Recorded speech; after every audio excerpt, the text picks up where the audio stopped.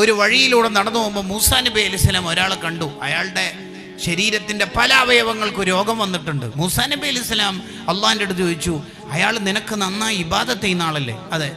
പിന്നെന്താ നീ ഇത്രമാത്രം പരീക്ഷിച്ചേക്കണത്? ധാരാളം പ്രയാസങ്ങളുണ്ടല്ലോ. മൂസാ നബി അലൈഹിസ്സലാമിനോട് അള്ളാഹ് പറഞ്ഞെന്താ അറിയോ? പറഞ്ഞൊക്കെ ശരി തന്നെയാണ്, പക്ഷേ അയാൾ സ്വർഗത്തിലെ വലിയ സ്ഥാനം ദർജ എന്നോട് ചോദിച്ചു. അതിന് മാത്രം മൂപ്പർക്ക് ഒന്നുമില്ല കാര്യമായിട്ട്. അപ്പോൾ പിന്നെ ആ ചോദിച്ചത് ഏതായാലും കൊടുക്കണമല്ലോ, പാവല്ലേ. അപ്പം പിന്നെ വലിയ സ്ഥാനം കൊടുക്കാൻ ഞാൻ മരണത്തിൻ്റെ തൊട്ടുമുമ്പുള്ള കുറച്ച് ദിവസം ഒരു അസുഖം കൊടുത്തത്, അതൊന്ന് ക്ഷമിച്ചിട്ട് മൂപ്പര് അതിലേക്ക് എത്തും. അപ്പം പിന്നെ നമുക്ക് ആ സ്ഥാനം കൊടുക്കുന്നതിന് പ്രശ്നം. അങ്ങനെ കടകള് ഒരു ദിവസം പനി ബാധിച്ചാൽ ഒരു കൊല്ലത്തെ ദോഷം പൊറുക്കുന്ന മതം നമ്മുടെ മതം. കാലിന് മുള്ളു തറച്ചാൽ ക്യാൻസറും ട്യൂമറും വരണമെന്നൊന്നുമില്ല.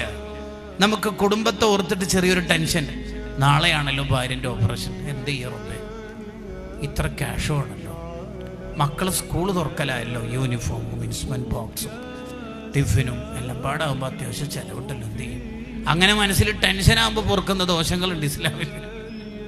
മൂമിൻ അനങ്ങിയ കൂലിയ, മൂമിനായി കൊടുത്താൽ മതി, വേറൊന്നും വേണ്ട. മുഅ്മിൻ അനങ്ങിയ കൂലിയ.